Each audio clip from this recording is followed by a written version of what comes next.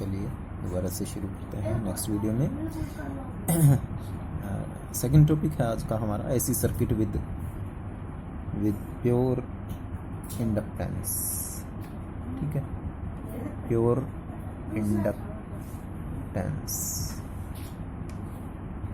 अब की बार हमने सर्किट के अंदर L को लगा दिया है, और जब हम सर्किट में L को लगा रहे हैं तो अब L देखना है हमने किस तरीके से वेरी करेगा, और जब वो वेरी कर रहा है तो उसकी वैल्यू रिजल्ट के साथ साथ किस तरीके से I और E में चेंज को शो करेगी।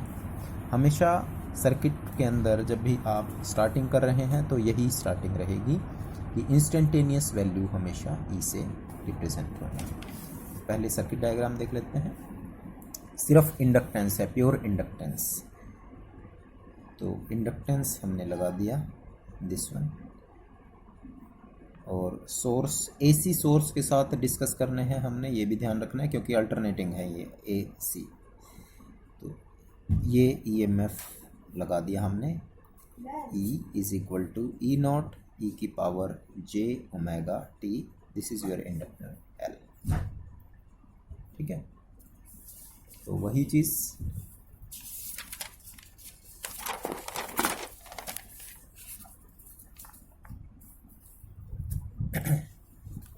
let instantaneous value of EMF E is equal to E not. Her article की स्टार्टिंग यही है, E is equal to E naught E की power j omega t, equation number 1। और last वाली equation के साथ इसको कंपैरिजन में लाना है।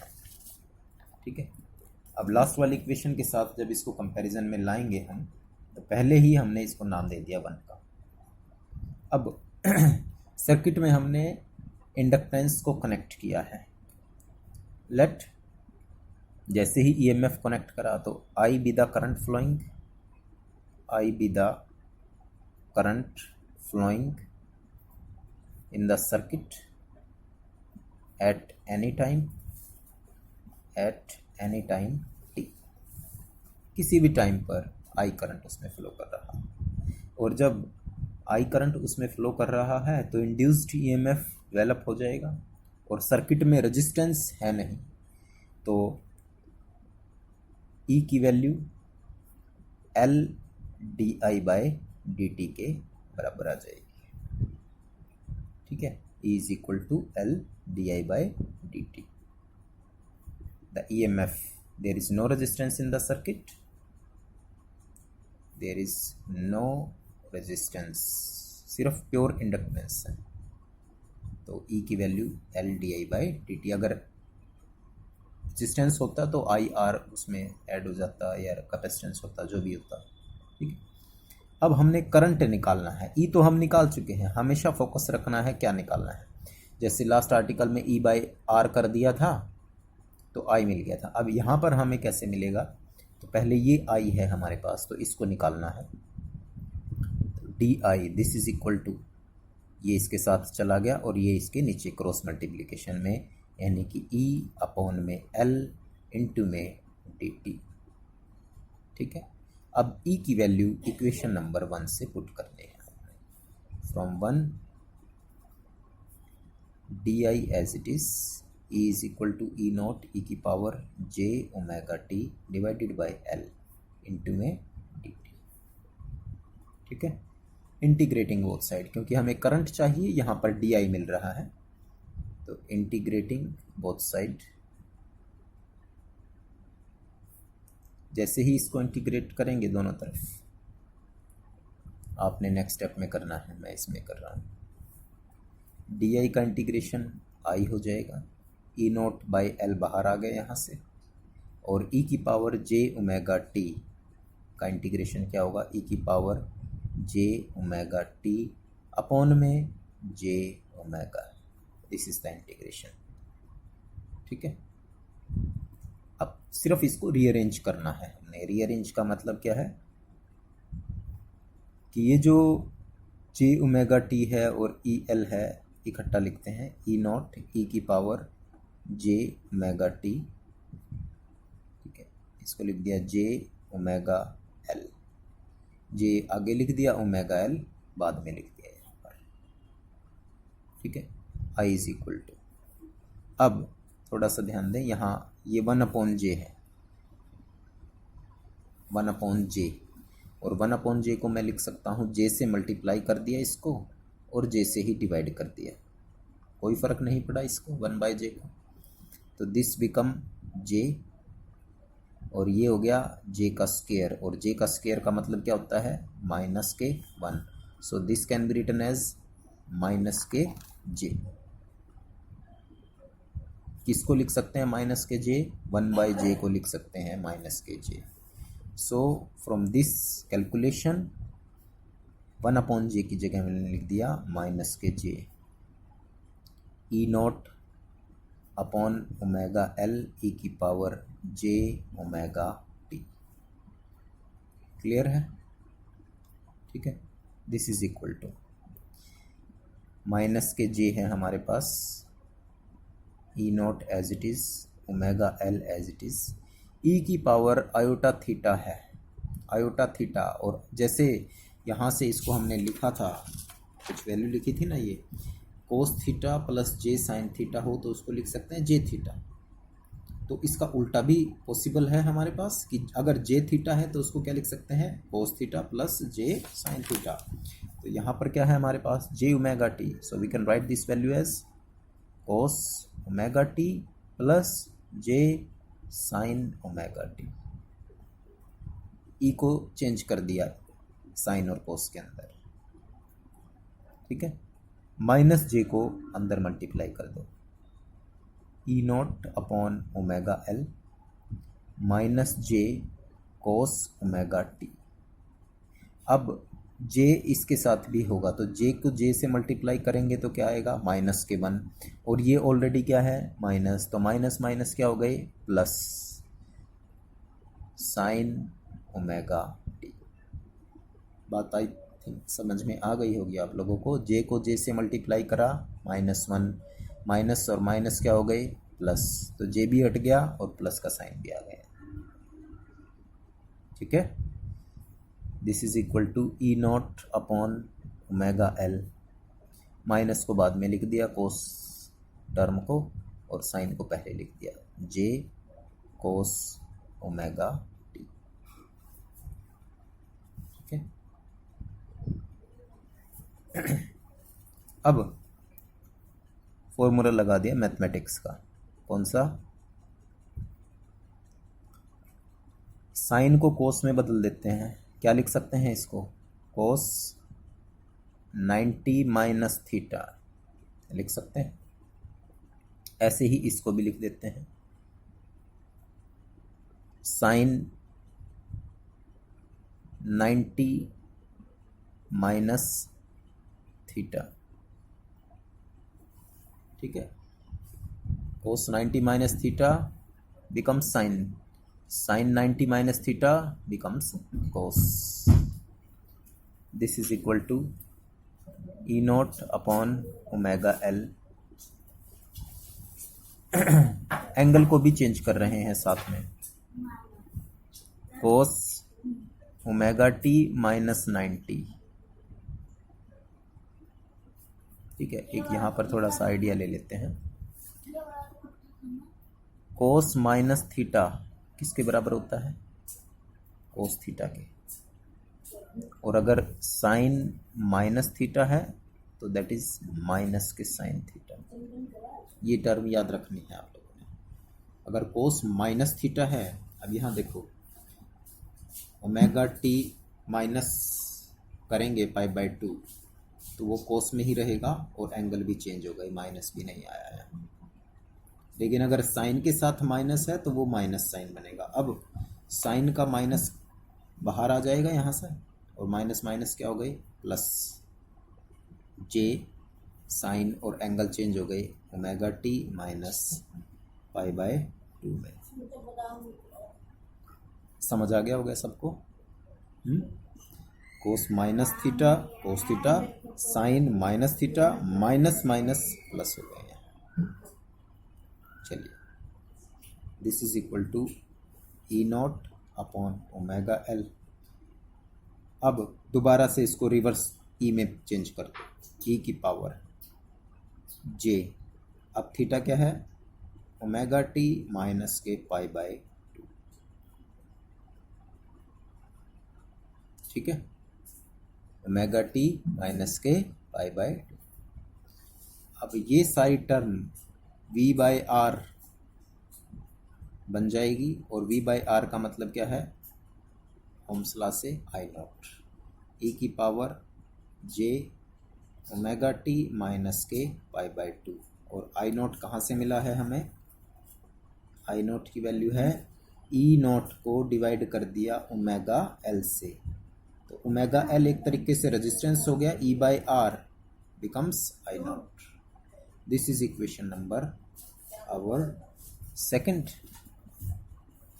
तो ये इक्वेशन हमें मिली करंट के लिए, और सबसे पहली इक्वेशन थी हमारी किस चीज़ के लिए, ईएमएफ के लिए। अब दोनों के अंदर रिलेशन देखते हैं, ई यहाँ पर है, आई यहाँ पर है, ई नॉट है, आई नॉट है, ई की पावर जे ओमेगा टी है यहाँ पर ई की power j omega t minus में 90। यानी कहने का मतलब ये हो गया कि जब सर्किट में प्योर इंडक्टेंस को कनेक्ट करते हैं तो करंट का जो फेज है वो माइनस 90 डिग्री पीछे चला जाता है, क्योंकि ये सिर्फ ओमेगा टी है, और यहाँ पर क्या है, माइनस के पाई बाय टी के साथ, पाई बाय 2 के साथ। तो it means current in the case of inductance is lagging behind the voltage. ये बात यहाँ पर अब लिख देनी है। रेजिस्टेंस में वो दोनों सेम फेज में थे। ठीक है, from 1 and 2 we find that current lags behind the EMF by 90 degree, pi by 2 है। ठीक है, अब जब करंट उससे 90 डिग्री पीछे चल रहा है तो वेक्टोरियल रिप्रेजेंटेशन देख लेते हैं उसकी क्या होगी। वेक्टोरियल रिप्रेजेंटेशन का मतलब ये हो गया कि हमने एक्स और वाई एक्सिस ले लिए, this is your real axis, और 90 डिग्री रोटेट कराने पर हमें मिलता है इमेजिनरी एक्सिस।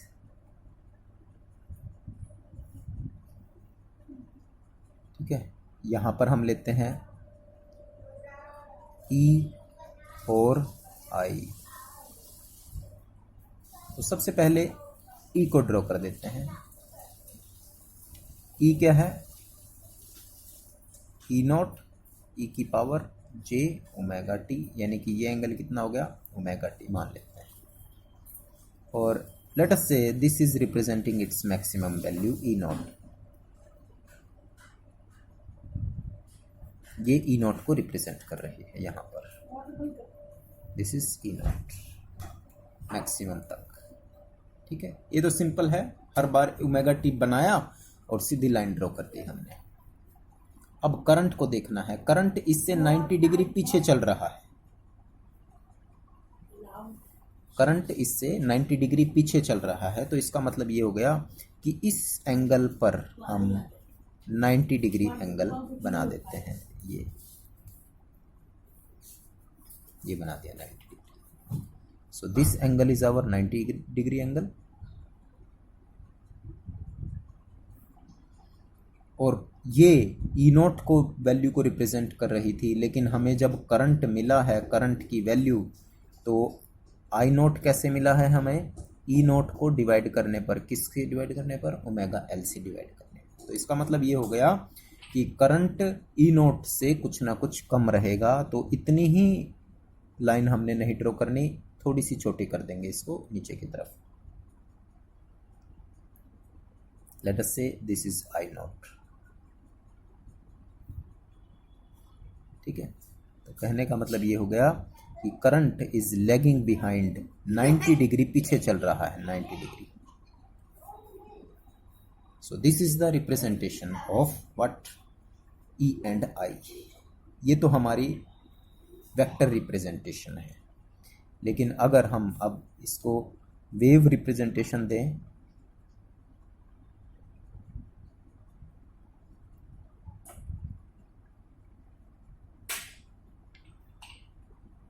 तो ये तो ई नॉट तो ऐसे ही चल रहा है हमारा,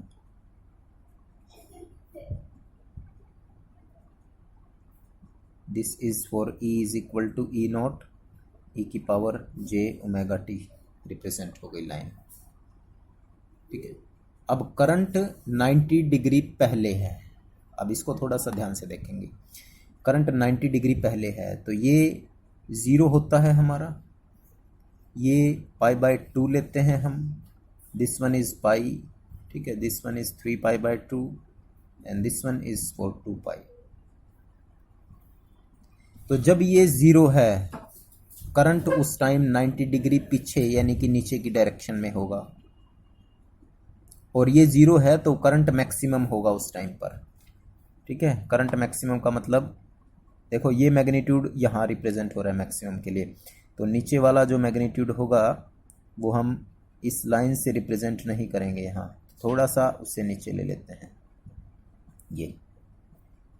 तो ये ज़ीरो और करंट यहाँ पर है, तो जब ये मैक्सिमम होगा तो करंट क्या होगा, जीरो चला जाएगा, ये चला गया जीरो। ठीक है, तो तब जब ये ज़ीरो हो रहा है करंट उस टाइम पॉजिटिव में क्या हो जाएगा, मैक्सिमम हो जाएगा, लेकिन ऊपर तक नहीं जाना क्योंकि ये वैल्यू इससे कम है ओमेगा एल डिवाइड करने पर, तो ये पहुंच गया यहाँ पर।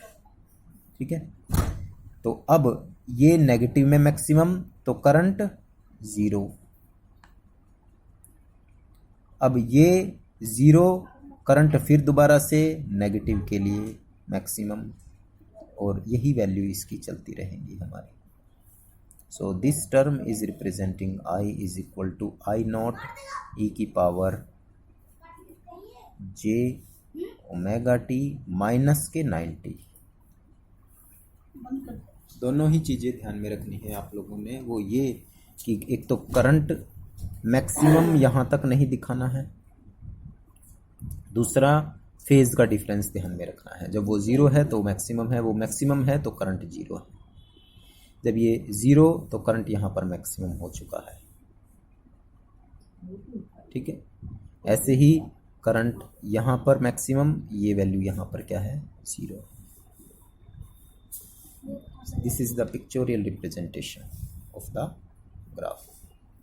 एक चीज़ और इसमें रह गई, यहाँ पर हमने इम्पोर्टेंट है वो चीज़, थोड़ा सा ध्यान देंगे क्योंकि वो प्रैक्टिकल पॉइंट ऑफ व्यू से भी आपसे शायद कभी पूछी गई होगी, एग्ज़ाम में भी पूछी गई होगी जब आप प्रैक्टिकल परफॉर्म कर रहे थे।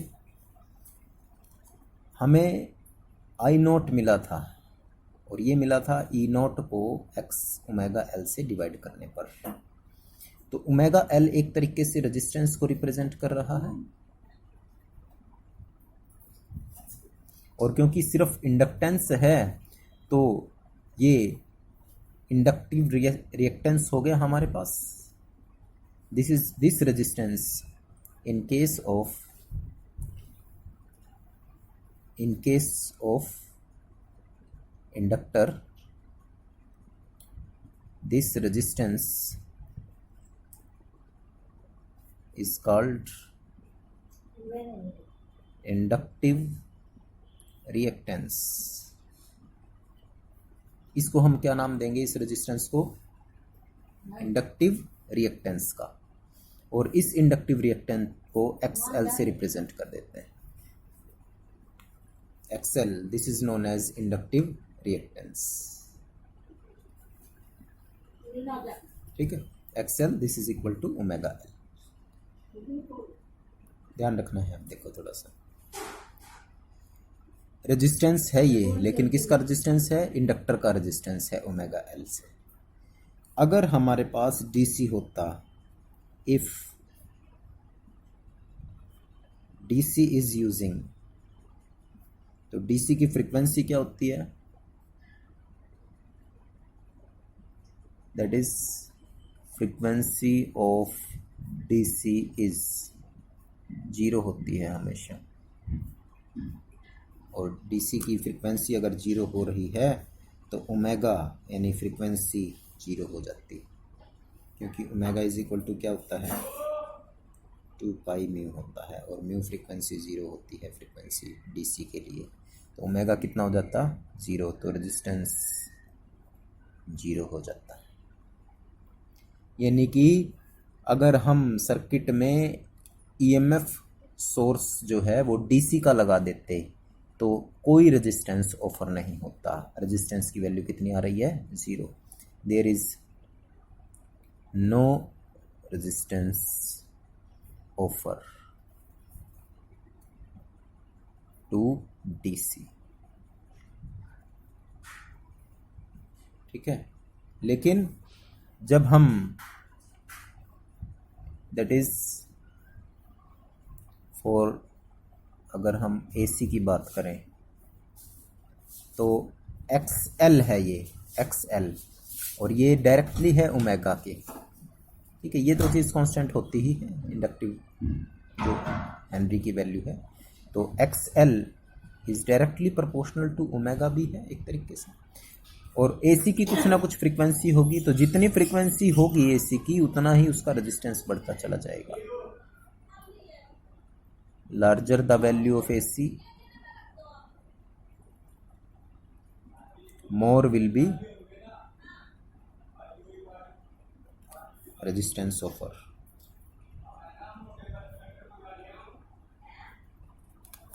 जितना ज़्यादा एसी की वैल्यू बढ़ती चली जाएंगी उतना ज़्यादा रेजिस्टेंस बढ़ता चला जाएगा, because frequency is directly proportional to. इसीलिए जब सर्किट में इंडक्टेंस को जोड़ते हैं तो एसी के लिए वो रिएक्टिव पाथ फॉलो करता है। हेंस इंडक्टर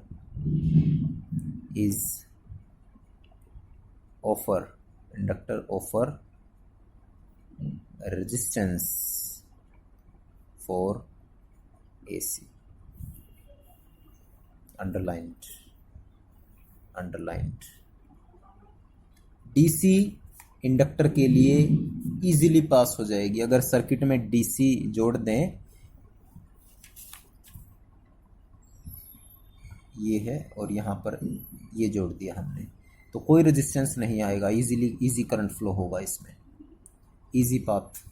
लेकिन अगर इसकी जगह हम इसको हटा दें और इसकी जगह ये जोड़ दें सोर्स ऑफ एसी, तो ये ज़्यादा रेजिस्टेंस ऑफर करेगा इसके लिए। Because of this formula XL directly proportional है, इसकी फ्रीक्वेंसी जीरो होती है डीसी की, तो ये resistance zero, no resistance offer. लेकिन जितनी ज़्यादा फ्रीक्वेंसी बढ़ती जाएगी एसी की उतना रेजिस्टेंस बढ़ता चला जाएगा। So it is an resistive path for an AC, ठीक है। तो आज के लिए अभी इतना करेंगे, कल हम प्योर कैपेसिटेंस के साथ सर्किट को डिस्कस करते हैं। Thank you.